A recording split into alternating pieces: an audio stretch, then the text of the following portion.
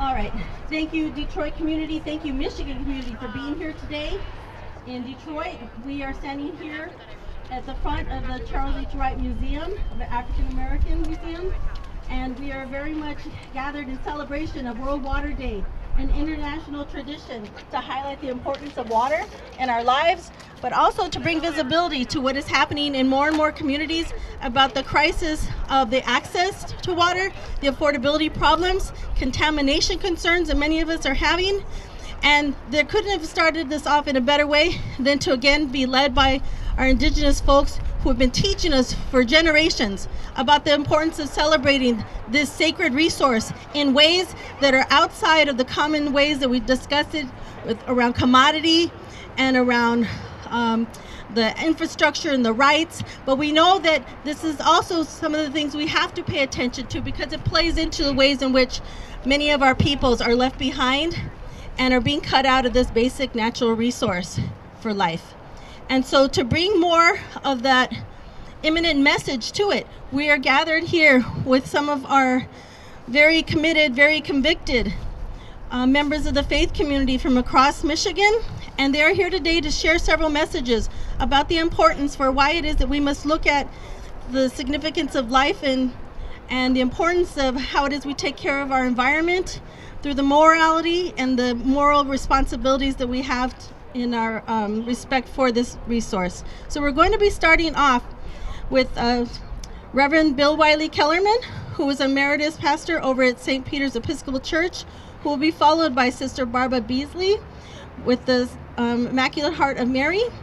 And we're going to be going through about 5 speakers. So we're going to ask you to all kind of listen to the different messages they have, and then we'll conclude this with a few questions. Thank you. Can you tell us your name? And my name is Sylvia Orduno. Thank you for that. All right. I'm a member of the People's Water Board and the Michigan Poor People's Campaign. And I will ask each speaker to identify his or herself when they come up. Indeed. Thank you. Good afternoon. Good afternoon.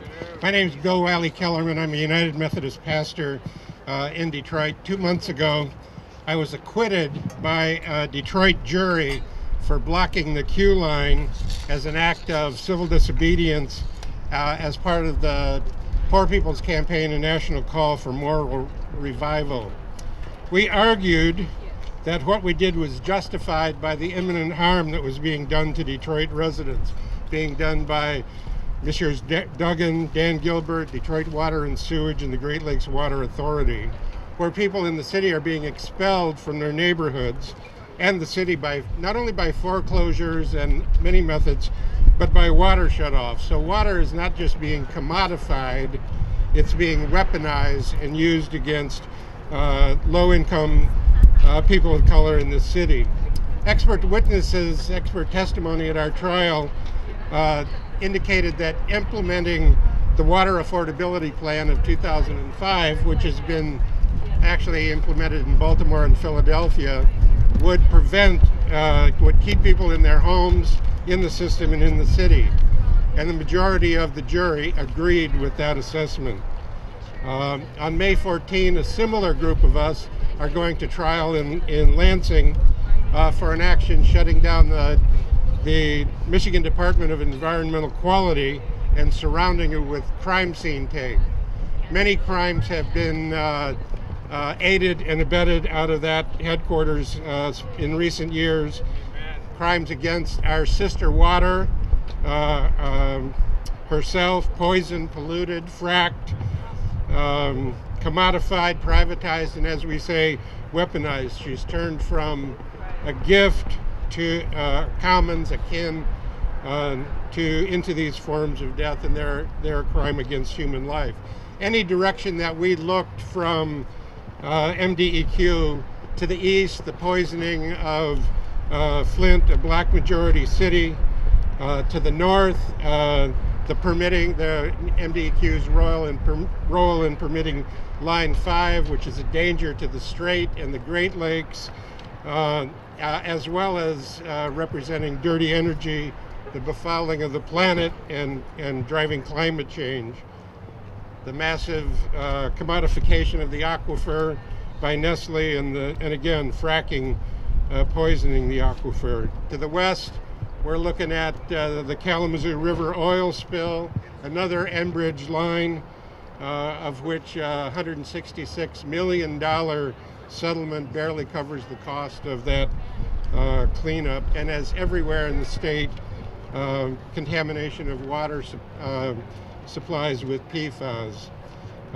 Here in the south, in Detroit, even beyond water shutoffs, U.S. Ecology has been permitted to receive fracking waste into Detroit neighborhoods and to dump waste into Detroit sewage lines, which in many cases goes directly back into our water source. Those on trial believe that we can put these crimes before a jury, and we believe that we were more than justified. Thank you so much. Thank you very much, Reverend Wylie-Kellermenn. And so he has been really especially working with clergy in the city of Detroit to highlight the injustices, but also to get us to pay attention to how this plays out in our legal system. And so also another member of participating in that defense work, we've got Sister Barb Beesley. I'm Sister Barb Beesley, a outreach coordinator with the IHM Sisters Justice, Peace, and Sustainability Office. I'm very happy that 2 of the members of the Gilbert 7 were acquitted. That's a wonderful tribute to really the sensibility of the people of Detroit who understand the issues, and particularly the issue of water and the use of public monies, which we questioned. I was arrested with one of the many signs that people had that said $144 million for the Q line instead of for education, infrastructure, and water, something else in water. I'm forgetting the third one, but anyway. And that was really part of our evidence on the police tape, so it was very clear who we were and what we did. And we're very happy with the outcome of that trial. The remaining 5 of us who were not acquitted, we are in negotiation with the prosecutor to plead responsible to a civil infraction of impeding traffic. So we're happy to do that and move on with our lives and let the city move on with its business, and to travel to Lansing to be in support of our friends from the Poor People's Campaign who did direct actions in that area. Clearly, World Water Day is a matter of faith. The issue of water is a very strong matter of faith.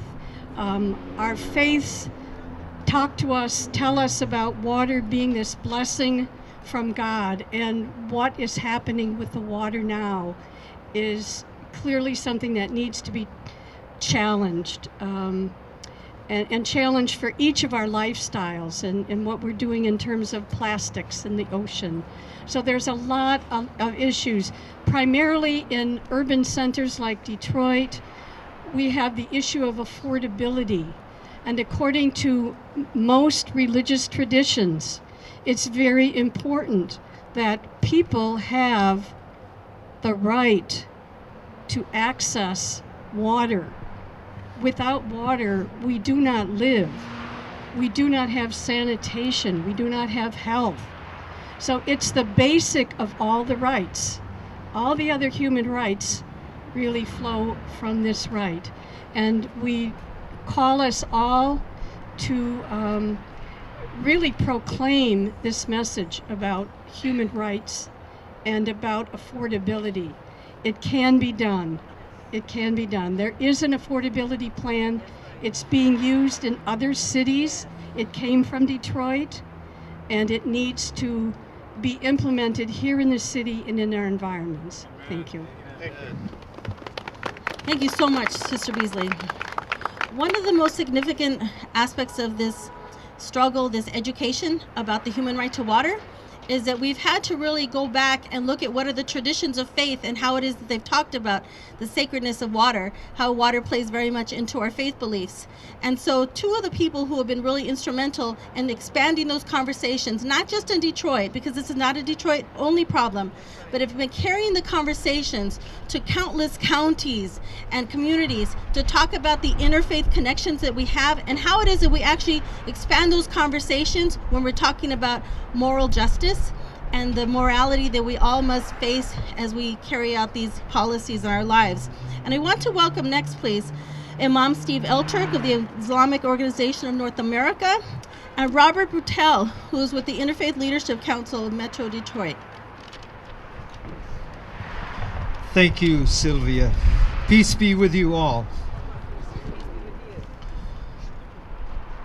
Water is the essence of life.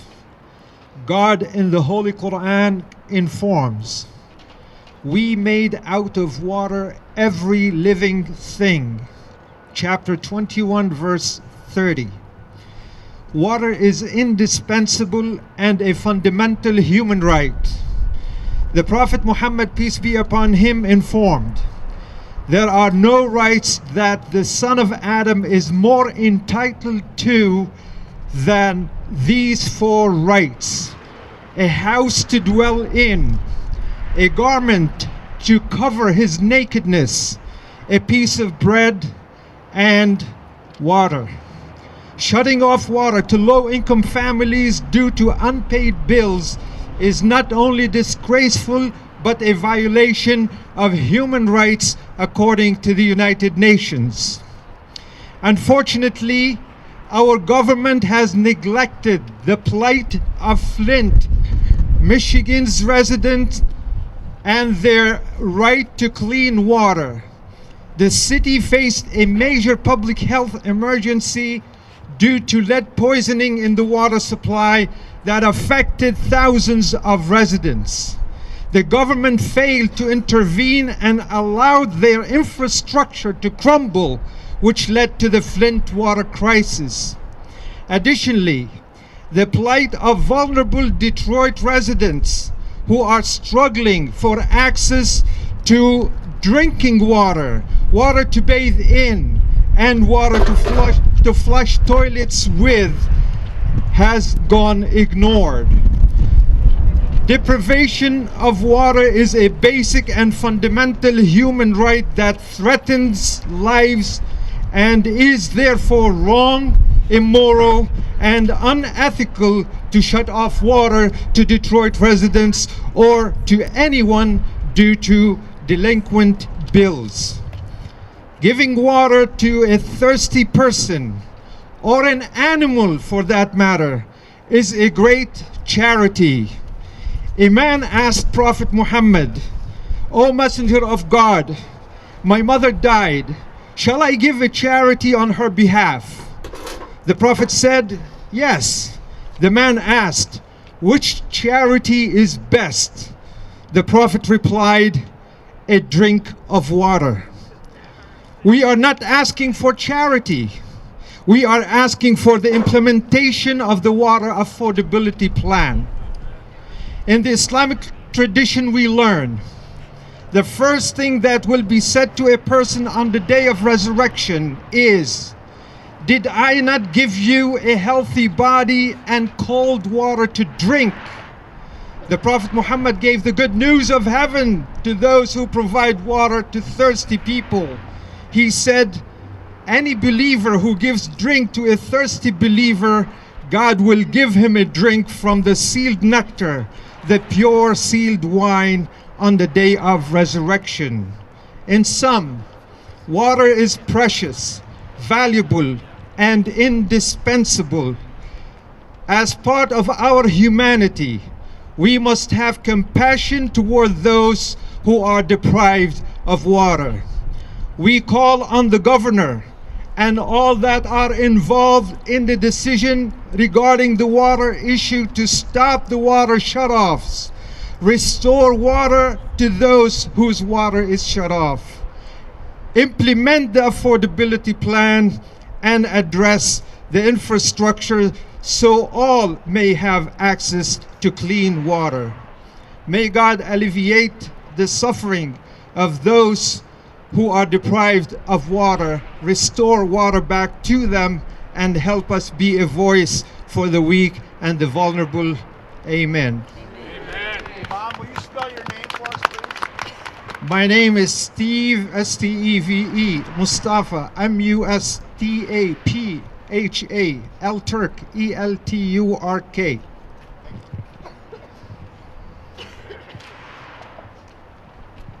I'm Bob Brutel, and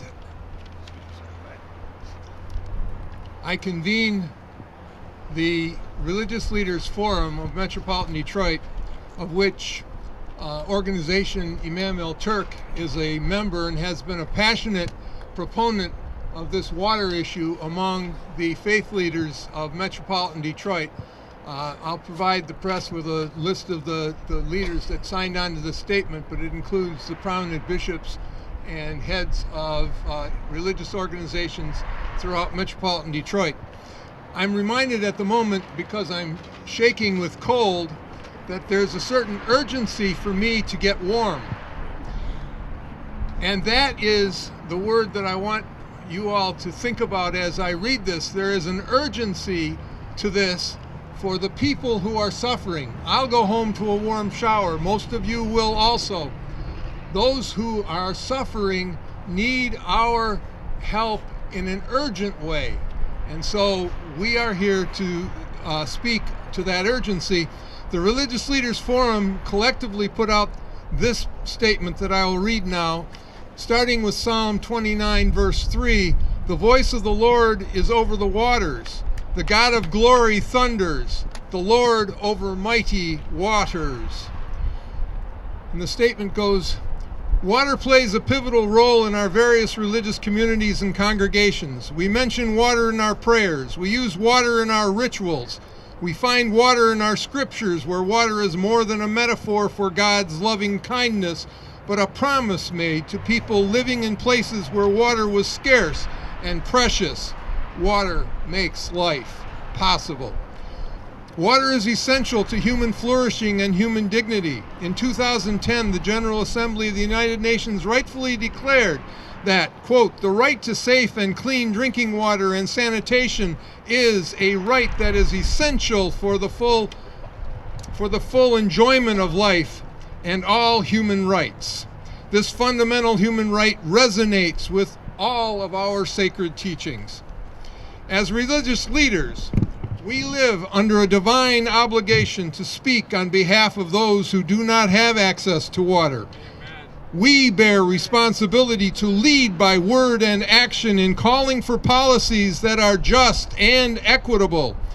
We are called to work with those of goodwill for water practices that are environmentally sustainable. We are called to give water to those who are thirsty. In Metropolitan Detroit, thousands face the threat of losing access to water due to financial hardships stemming from lack of meaningful employment. Many are forced to pay rates they cannot afford, and many bear the burden of living with a sanitation system that is unreliable, unsustainable, and out of date. Finally, many cannot take advantage of the assistance programs that Detroit Water and Sewerage Department has established to mitigate their plight. Excuse me. Our elected officials must therefore address the essential role water and its affordability play in the flourishing of Michigan residents and communities. We are writing to encourage equitable and creative solutions to help low-income and vulnerable persons have the water that they have a right to. Thank you. We, the religious leaders of congregations throughout Metropolitan Detroit, write with one voice to urge all citizens to support our civil officials as they search for ways to reduce the barriers to clean and safe water for all.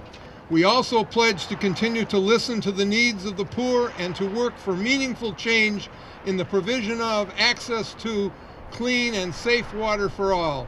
Finally, we pledge to work collaboratively wherever we can, whenever we can, to promote the common good and to build the beloved community signed by the Religious Leaders Forum of Metropolitan Detroit. Thank you very much. We're going to conclude this with a couple more speakers. The next speaker is actually going to be Reverend Roslyn Bouier, who is with the Brightmoor Connection Food Pantry. And the reason why it's also important to talk about the direct experiences of people who are living without water is because as we're standing here with imminent rain and in this cold weather, if you live in a household in Detroit or in any other older city like this, most likely you've got radiators and a boiler. And if you don't have water, you have no heat. And so inside these brick houses, very cold. And so we have to also remember that the water for drinking and for sanitation also impacts the ability for our families to be warm. And if you are one of the thousands of homeless members of this city or any of the other cities in this state where the homeless do not have access to showers or to other basic sanitation for their hygiene, these are also great causes for concern for their individual health, but also our public health. And so we want to invite Reverend Roslyn to speak next, and then we're going to be closed out by some statements from our Honorable U.S. Congressman Andy Levin. Thank you. Today on World Water Day, I stand here to represent and lift up the voices of the families from Brightmoor and the surrounding communities that are forced to exist without water security and to live with water contamination every day. Brightmoor has the highest population of water shutoffs in the city. And I work with families every day, and they have been forced to battle it out, having to survive without water and be subjected to the contamination. I stand here to disrupt the narratives that we hear so often, which we all know too well, which says, well, if people just paid their bills, if they just, if they would just be better stewards of their money, if they just learn how to handle their business better. We know that cannot be the truth, because how can you be expected to make a payment without having any realistically consider what someone has to pay with, right? Payment plans do not work if you're not working. If you're not working, you can't make a payment. They definitely do not work if you're not making a livable wage. I am a frontline practitioner, and I stand here as a credible witness to the war that has been mounted against families, a war against the children, the elderly, the sick, and the marginalized and the least of those in our society. In both the Old and New Testament, God identifies God's self as the living waters. We heard that life-giving is from water. In both the Old and New Testament, God challenges the behavior of the oppressor and their unjust acts. Acts that are carried out against the marginalized, the widows, the orphans, those who are aliens, and those who are prisoners taken in war. Make no mistake about it, this is a war. This is a war we are in. A declaration of war has been formally sent out by the city and by the state. Declarations of war, what they say is that in a declaration of war, there's a war where one state goes against another state. Well, in Michigan, we see an internal war going on. A war waged by the city and the state against the most vulnerable in society. In a war, there's supposed to be some rules, though. Some rules are just considered unthinkable, and those rules are known as the rules of engagement. Some things are just too abhorrently to be done, and they're not allowed to happen in war. But in Detroit, in Michigan, those rules have been disengaged. In third world countries, there are some things that just don't happen. But in most third world countries that refuse to abide by the rules of engagement, the first act of war is to cut off water to the most vulnerable in society. And that's what we see happening in the city of Detroit. That's an act of war. Whenever you cut off the water, that becomes an act of war. And so what we see going on is that the city has broken the rules of engagement. This is known as hydro warfare. Hydro warfare is what happens when water has been cut off and has access has been removed so that a political gain can happen. We see that all over the world. It's happening here in Michigan. It's happening in Detroit. The city of Detroit broke the rules of engagement long ago, back in 2013. And we see folks every day who are subjected to have to live without water, to be exposed to water contamination. We know that without water, you're going to have upper respiratory illnesses. We know without water that you can't wash and you can't clean, so that's hepatitis A. Yet and still, we constantly hear every day on the news that hepatitis A has come from homelessness and drug abuse. Hepatitis A, we know for a fact, comes from the lack of water, because that's why the sanitation workers in Detroit were asked to take hepatitis A shots last summer. Because when you don't have water, you have to get rid of the waste somehow. And so the sanitation workers were asked to take the shot to protect themselves because families were cut off without water. People are losing their homes and their children. Children are dying in the womb and out of the womb. If you listen, you can hear carefully. If you listen carefully, you can hear Rachel crying. Rachel is weeping for her children, and she refuses to be comforted because her children are no more. People are exterminated, and it's a genocide.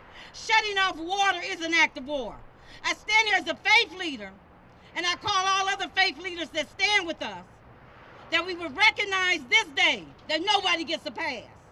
If you back the water shut-off policy enforced by the Duggan regime in the past, here's an opportunity for redemption, to do justice, to love mercy, and to walk humbly with our God.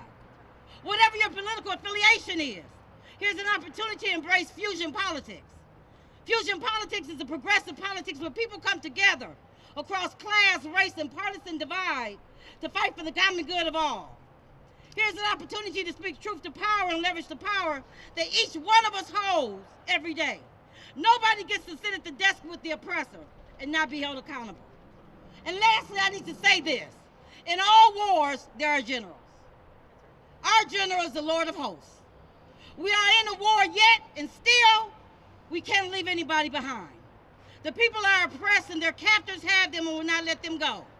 We heard Jeremiah say this, but we also heard Jeremiah say, but their Redeemer is strong. The Lord of hosts is our Redeemer. Amen. Amen to that. In Michigan, we are very privileged to have a number of elected representatives who are understanding how difficult these fights are carrying these types of messages forward to Congress and throughout our different legislatures and other bodies. And we are very much pleased again today to welcome U.S. Congressman Andy Levin from District 9, who's going to tell us a little bit more about the work he is doing to try to advance water rights in his work. Thank you so much. It's an honor to be here on World Water Day, to stand in solidarity with our faith leaders, with my own Rabbi Alana Alpert, with Christian and Muslim and Native American and other leaders, as a rank and file organizer with Detroit Jews for Justice, and simply as a witness, like any other body on this planet, that we all need water to survive. We all need water to thrive. And don't tell me we can't have it. Don't tell me every person can't have access to safe, clean drinking water in our society, in this city, right here in Detroit, and throughout Michigan and throughout the United States. So I'm standing here to tell you that we can change this situation. I'm a co-sponsor of the Water Act of 2019, introduced by my sister Brenda Lawrence and my brother Brenda Lawrence, our own Detroit Brenda Lawrence, and my brother Ro Khanna from California, that would devote $35 billion a year to giving us the water infrastructure we need to get the lead out of the water, to provide safe drinking water to every American man, woman, and child. We can do this. People need to come together across party lines, across faiths, to say that water is the most fundamental human right. There is no life without water, and we need to work together to get it. Thank you all so much for being here. It's great to be with you. Thank you. Thank you so very much for those words and for the legislation that you're advancing. And so, as mentioned, we're going to be closing out this press conference with a prayer from Rabbi Alana Alpert. And I just wanted to also note that some of the most powerful advocates around these water rights issues that we're talking about have been the various Jewish congregations and temples. And so we want to also, again, note how this is very much interfaith. And as we advance this work, it's something that we want to continue to have people of faith push on their elected officials, push on their religious leaders, and ask for these kind of conversations to be happening in their communities. Rabbi Alana. Thank you, everyone. Happy World Water Day. Hey. In an hour, I'm going to sit around the Shabbat table, the Sabbath table with my family. And first we're going to bless the wine. And then we're going to wash our hands. And then we're going to bless the bread. So Jews are commanded to wash our hands before we have any meal. And I was thinking about the blessing. The Hebrew is not that we bless the washing. It actually, the words are netilat yadayim, the taking. It's actually the action of the accessing of the water. It's the taking the water. It's the pouring the water into the bowl. That first act that is actually being blessed, not the washing that comes after. And that made me think to myself, what if we made a blessing every time we took water? What would happen? What would happen if every time we opened the tap? What would happen if every second that Nestle pumped water out of our Great Lakes, that they had the consciousness that this was a resource that bridges us to the divine? That every time they take water, they had to ask for it, to thank for it. What would happen? What would happen if the Hamrick trucks thought to themselves, the folks turning off the water tap, every time they turned off that tap, if they thought about that they were cutting off a family from the bridge to the sacred. And so I want to close this press conference by blessing all of our hands with water, as I've learned from my tradition. I want to share that blessing because it's our hands all together that are going to win water affordability, clean water for all of this, for this city, for this state, for this country, and for this world. So I'll close with a blessing. And I'll ask you the word netilat, thank you. The word netilat yadayim, the taking of the water for the washing of our hands, it also means the lifting of the hands. So I'll invite you all to lift your hands for our closing blessing.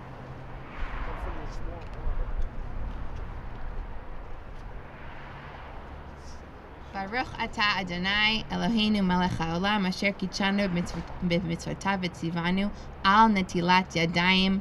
Amen. May all of our hands be blessed as we join them together in this sacred struggle for the sanctity of water. Amen. Amen. Thank you so much. That's going to conclude the press conference. We are open to any questions if anyone has any they'd like to ask.